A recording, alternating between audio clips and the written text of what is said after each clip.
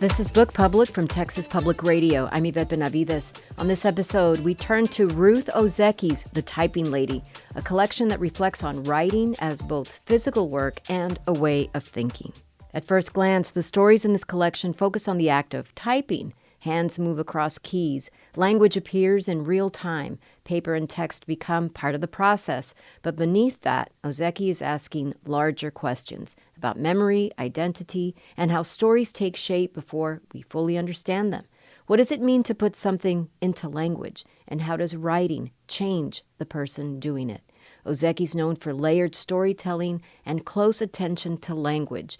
In The Typing Lady, she slows things down. She asks us to notice how thought becomes text. The stories resist urgency, even as they explore urgent questions. As with the act of typing on a typewriter, they focus on repetition, hesitation, and revision, the moments when meaning is still forming. Writing here is not a finished product, it's a process. It happens in stages with pauses, corrections, and returns. The collection also moves between autobiography and fiction without fully committing to either. That space in between is important. The Typing Lady feels like both a character and a presence, possibly the author, possibly a projection. That uncertainty raises questions about authorship. Who is speaking when words appear on the page? And how much of the self is created through the telling?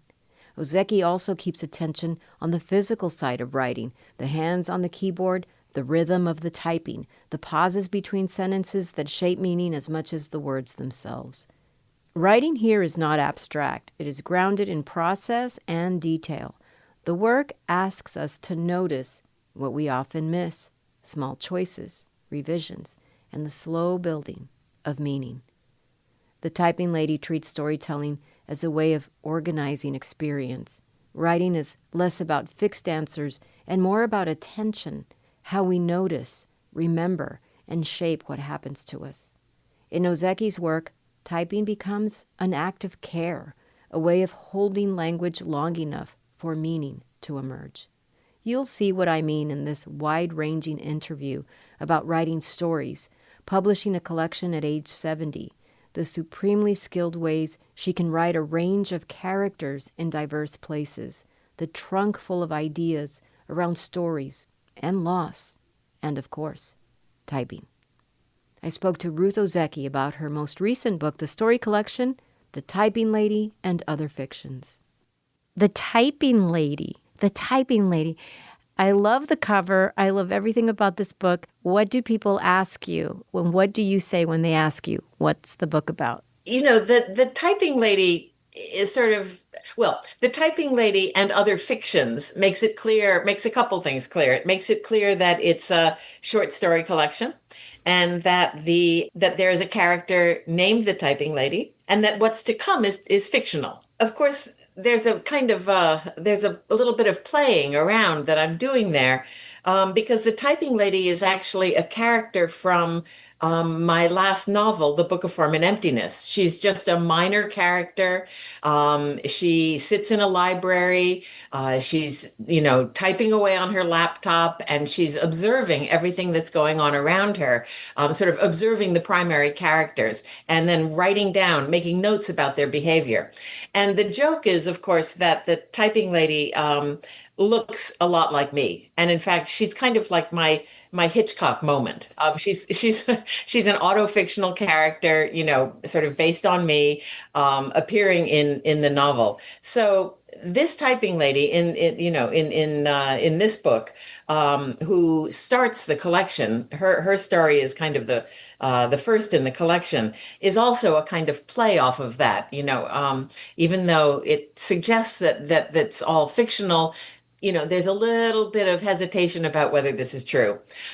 So in terms of, I think, what it's about typing. It's about writing. I think there's a theme of loss that goes through a lot of the stories and the way that we make sense of loss through storytelling, through writing, and through typing. You do write about writers writing. What is it that keeps you coming back to this idea of writers as characters. What is it that you think you're exploring? Is there something bigger here about how we need to make meaning through stories? I love stories that are about writers. Not everybody does. I don't know if you know this, but I do. I love stories that are about writers. What brings you back to that? Sure. I mean, I think, as a writer, of course, it's a world that I know very well. But it's also, I think it's kind of more than that. It's not just about the way, I mean, I think it's about the way that we use creativity, that we use, in this case, storytelling, but any kind of creative activity to make sense of our lives, and also, to make meaning, I think is what is the word that you use, to make meaning in our lives. And this is something that I've been aware of ever since I was quite a little kid. When I was I've written about adolescence, and I've written about troubled adolescents and the way that they contend with the trouble in their life is through this kind of relationship through language, with somebody else, right? Or some other person or some other thing, right? And so in a way, I think it's also just about relationship. It's the way that relationships, in this case, developing through writing, but the way that relationships can really help us and pull us out of some pretty dark spaces. Oh, so I'm so glad you mentioned this idea of adolescence and the way that you write them. I was really struck in this collection by many of the protagonists. They're young people, and they're in this threshold of change. Stories like The Anthropologist's Kid, Feelings, Ships in the Night. These characters are, they're still very naive, they're still very innocent, but we're able as readers to already glimpse something about their future selves, or something that's intimated about who they will become. So I like this idea about how drawn you are to writing these characters during these moments before life completely disappoints them. Yeah, yeah, yeah. I just love Yeah. that about these stories. I want to ask you about typewriters.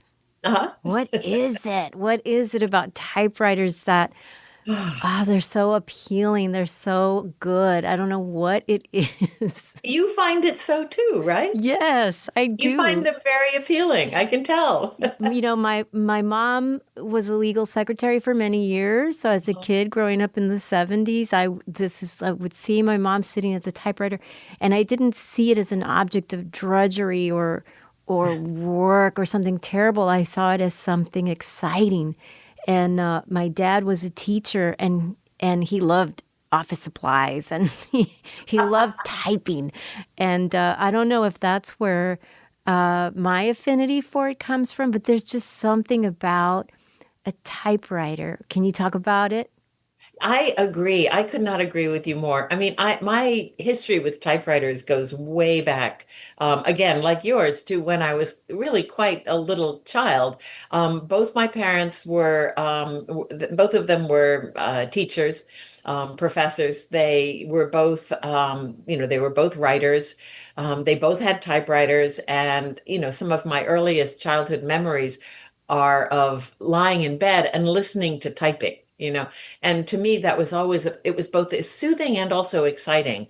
They would, they always let me, I think ever since I was really little, they let me type on their typewriters. And so it was something that, it was an experience that I equate early on with this feeling of grown-upness, of power, of creativity. I felt, it was the first place where I felt like a real writer sitting in front of a typewriter and pecking away at the keys. I think my mother must have taught me how to touch type pretty early on, because I've always had that skill. And so, I mean, I remember in college, when we got electric typewriters for the first time, and that just seemed like such an amazing advance in technology, Um, but one of the things that's interesting about typewriters, I think, and that, well, I think there's many things that are interesting about typewriters, but one of the things that's interesting is that typewriters are durable. They last. In fact, they outlast us. And computers are not like that. I mean, think of how many computers you've gone through in your life, right? You've Hmm. probably gone through many computers. I know I have. And but typewriters go through us, right? They survive multiple owners because the technology is so robust and so durable. And so that always intrigued me. I mean, I always, it's a little fanciful, but I love to think of, the typewriters as carrying the stories of the people who typed on them before they came into my life. I mean, I confess I collect typewriters. So, but these typewriters have been owned by many people before me. And I just can't help but think that the typewriters have some sort of memory of all of the things, the letters, the stories, the, invoices, the whatever it is, that the letters of complaint, that were typed on them.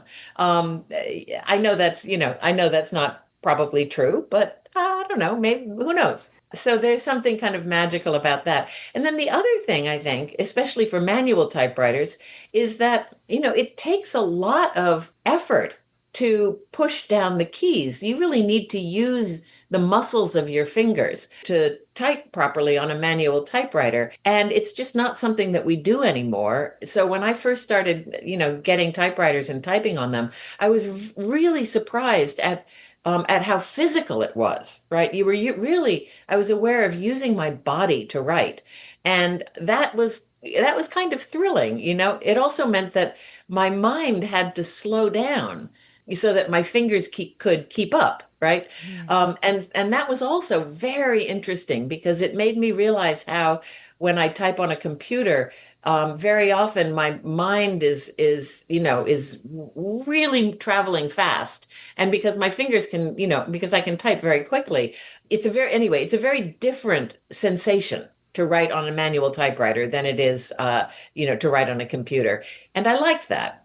So, and then I'll say one last thing too, is that the interesting thing about a typewriter, of course, is that you can't magically erase what you've typed, right? Yeah. It's not like there's a delete button. The record of your effort, the record of your thinking is right there on the page all the time. And so you can really appreciate, how difficult it is to write, and how time consuming it is to write. And I find that to be a little bit validating sometimes. Yeah, and it's even different from like handwriting your story, where you can go back and just quickly scratch something out or use an arrow to point to something. It's very different with the typewriter, and certainly very different with a manual typewriter. So I really appreciate this idea, but it's making me think about, we're in this moment when artificial intelligence can do so many things and can generate language instantly. I mean, instantly.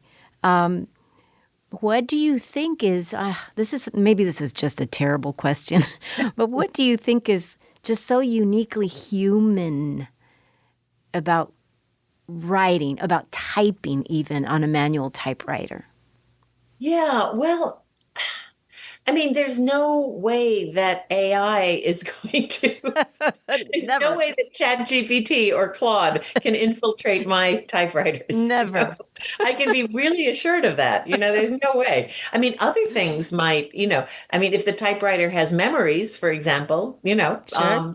like maybe, computer has memories. So if the typewriter has some kind of, mechanical memory, maybe that's, part of what the writing process becomes. I don't know. I'm kind of just kidding there, but the first story actually in the collection plays with some of these ideas, Yes. that the typewriters have memories, and that the memories shape what it is that she's writing.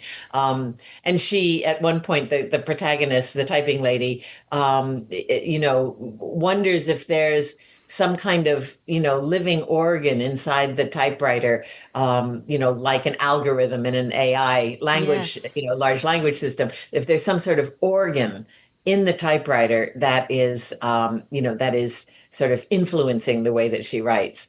So, I mean, I kind of think about these things and I play around with them, but the mechanical nature of the typewriter too is something that that I really love. I mean, I can fix it. I can fix a typewriter. I can't fix a computer, but I can fix a typewriter because it is mechanical. So I think that makes it human as well. Oh, and anybody who has not yet read this story must read the story. I'm not going to spoil it because I want people to find the story and be moved to tears in exactly the same way that I was, in exactly the Oh, part that you're mentioning. Um, yeah. Let me ask you about the story Immortal. Yeah. You include this idea about pica. Yeah. Yeah. I don't think I've ever read a short story, and I read a lot of short stories. I don't know that I've ever read a story that mentions this, that includes this condition. It's not Mhm. often seen, I don't think, in fiction. What is this about? What did writing about this allow you to show us in this story? It was an interesting story to write about. Initially, the story was really about a kid who eats plastics. And I wrote this, I think I started this at a time before I had a concept for the typing lady as a collection of short stories. Yeah. This was a story that I wrote before I even thought of making a collection, never mind calling it the typing lady. But it started this same way. People say I have a disorder. The medical name for it is pica, which is Latin for magpie, because magpies eat anything. And then the character goes on to say, but I don't. I only eat plastic. It was this idea of a kid who has this kind of need to eat plastic. And a friend of mine, I think I wrote it in response to a friend who was making an art, Marina Zerkow, who's an American artist who was making artwork around plastics, and so that was the inspiration for it. I didn't know about pica until, and I didn't realize that, I hadn't kind of made the comment, the connection between pica and the font, the typewriter font Yeah. pica, until quite a bit later on. So that was just a kind of nice little congruence that happened. But yeah, no, it was really it was a voice driven piece. And I had this sense of this boy who had this attraction to chewing on plastic, and it just kind of got out of control. I mean, I don't know whether you did this or whether this was something that we did as children, but we used to chew on the tip on Bic pens, Oh, right? yes. Right. And there was that little plug at the end of the Bic pen. And we used to chew on those and kind of flatten them out. And, there were all sorts of, I don't know why we did this, but, there were always, some kid in the class was always getting into trouble because they would get Bic pen ink on their mouth. Right. And so I think it was that image that kind of set me off to write this. But I mean, of course, the story is also in the background of the story, and the reason I wrote it and the reason that that my friend Marino was doing art about this is because of microplastics in the environment, right? That we are all eating plastic now, right? And that's one of the things that sort of comes out in the story. That's so interesting to hear you talk about that Bic pen. We all did that with our bottom teeth. We would just Right. get that little stub out of there. So Right. big pens and manual typewriters. Whoa. Right. Right. I mean, there was this is ridiculous, but there was a way that you could kind of take that end of the Bic pen and suck the air out so that it would form a little vacuum that and would then make the tip, the stick to your tongue. I That remember. is so true. Oh Right. my gosh. Oh God, I know. I love it. Well, Kids, have done this throughout this, ever since Bic pens were invented, kids have been doing it. yes, so Yeah. true. Well, earlier you mentioned the idea of loss, and I love talking about short stories and this idea of loss. As you know, Frank O'Connor wrote about how all stories are about loss in The Lonely Voice. And there's something about your stories here where there's this kind of exploration of the space between the life that somebody wanted or imagined or thought they would end up living and then what actually happens. Mm, And mm. it's a tension in the stories, just like it can be a tension for us, maybe most especially at a certain stage of our lives. Mhm. It's just such a fascinating idea that's running through the stories, even with much younger characters. I mean, there are characters of all ages. We're in all sorts of geographic spaces here. But the idea of loss and the way that it recurs is so interesting to me. And of course, it's different in every story, but it's also very resonant in it from every story as well. So I wonder if you can talk a little bit about how, as somebody who's written novels, and I know you've written stories for a long time, but this is your first story collection, how you encountered this idea about loss sort of repeatedly going through putting this collection together. How did that work out for you? Well, it's funny because I didn't realize what the collection was about.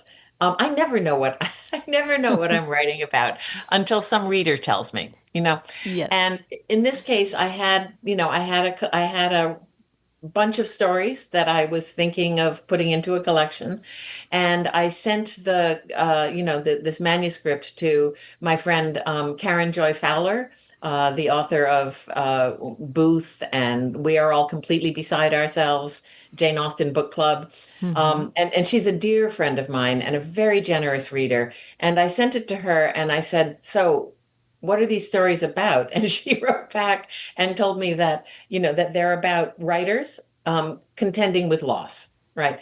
And so that was when I realized, oh, of course, she's right. She's always right. And that's when I started to go back into the stories and kind of draw out those themes a little bit more. And but it was not something that I planned intentionally from the beginning. The stories seemed to, emerge that way.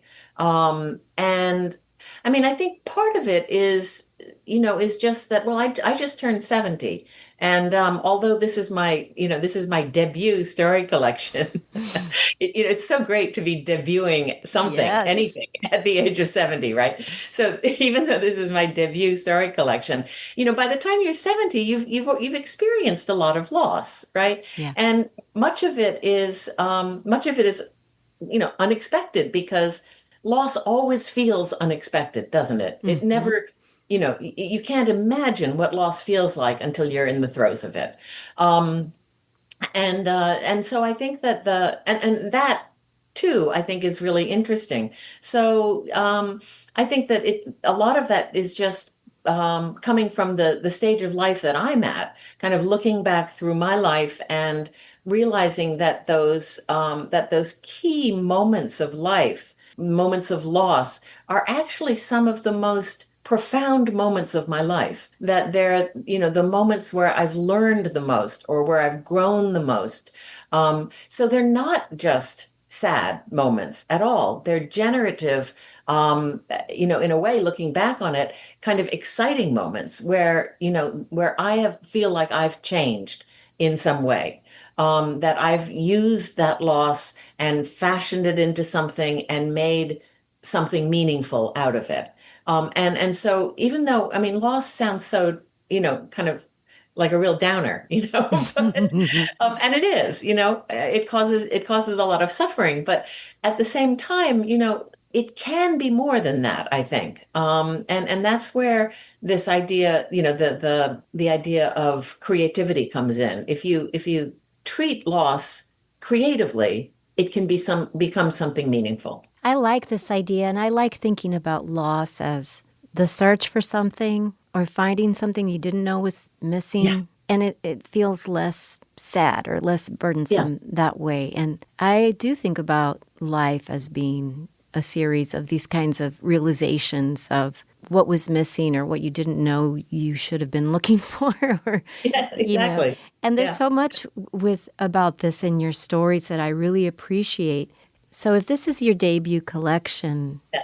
how do you feel about writing stories? I know you've written stories over a long period of time, but this happens to be your first published collection of stories. But do you love it? I do love it. How did you know? I I do. figured. Yeah, yeah. I really do love it. I didn't expect to love it this much. I started really thinking about this short story form seriously when I started teaching. When I started teaching undergrad, creative writing on an undergraduate level.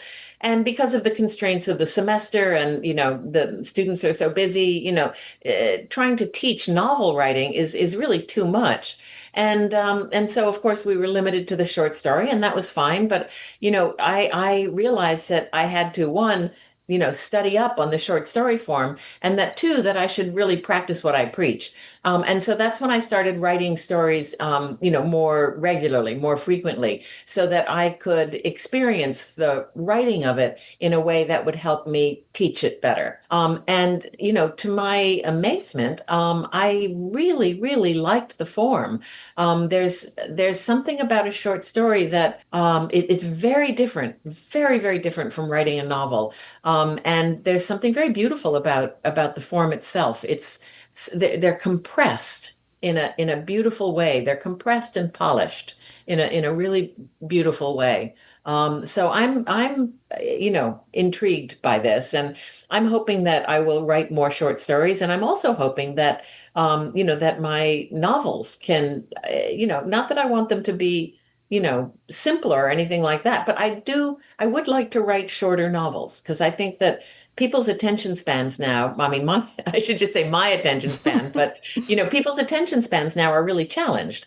And I find myself really enjoying shorter novels these days. And to be honest, I mean, at the age of 70, I still have several novels that I want to write, right? So Yeah. short seems pragmatic to me. Yeah. So I was thinking about how, so often people will say to me that they want to read novels, that they want to read long novels, and, Yeah. they ask me why I love short stories so much. But I always think about how the small moments against the backdrop of some, a longer story, that's something that I really appreciate. But Hmm. I was wondering if because you are Buddhist, Hmm. I wondered about this idea of short stories seeming well suited for you because they capture that compression. They translate that compression or the fleeting moments, and there's this kind of connection with like an impermanence or something. Maybe I'm overthinking it, but I Oh, was no. trying to connect some dots. I think that's fascinating, and I've never thought of it before, but I think you're probably right. There's a reason why the Buddhist, in the Buddhists in the past, right? The all of the Buddhist ancestors, of the past were poets, right? And why their poems, in Japan certainly, why the haiku, poem, that form, very short, 3 lines, 3 lines of 5 syllables, 7 syllables, and 5 syllables, right? Was the preferred form for many Zen, Buddhist poets. There's something about the story being able to kind of capture the moment, the flash of, an enlightenment moment, for example, right? Yeah. This little tiny poem, sort of captures a moment that is kind of radical and liberatory, right, in some way. Hmm. And I think that's really interesting. When I was a kid, because I was Japanese, and I love to read novels, but I didn't think I was really entitled to write them. I remember I tried to write haiku, and it didn't. It didn't really do anything for me when I was little. But I think maybe, I might be, kind of gradually coming back to that, to a kind of a briefer, as you say, kind of the moment, right? That key telling moment, honing in on that more, with more focus. I like that. I like that. I'll need to think about that some more. When readers finish this collection, what is it that you want them to feel? What is it that you hope lingers for them for a longer period of time Mhm. once they've closed the book? I would like them to feel that it was written for them. I would like a reader to feel that the book was written specifically for that reader. That would make me happy. Ruth Ozeki, thank you so much. What an honor to get to talk to you. Thank you so much for your time. This was really fun. Thank you so much for having me on the show. Ruth Ozeki is the author of the story collection, The Typing Lady and Other Fictions. This has been Book Public from Texas Public Radio. Jacob Rosati composed our theme music. Dan Katz is Texas Public Radio's news director. I'm Yvette Benavides.